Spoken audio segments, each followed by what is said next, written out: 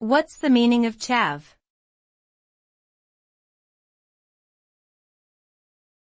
Chav.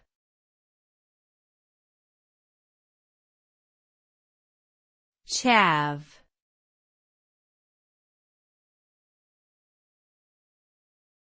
Chav.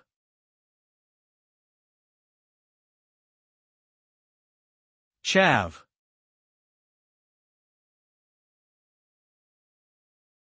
Chav is a derogatory term used in the UK to describe a person, typically young, from a low-income background who displays antisocial behavior and an affinity for wearing certain brands of clothing.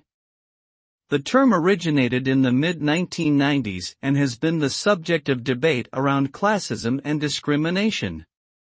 Its use has declined in recent years due to increased awareness of its negative connotations and associations.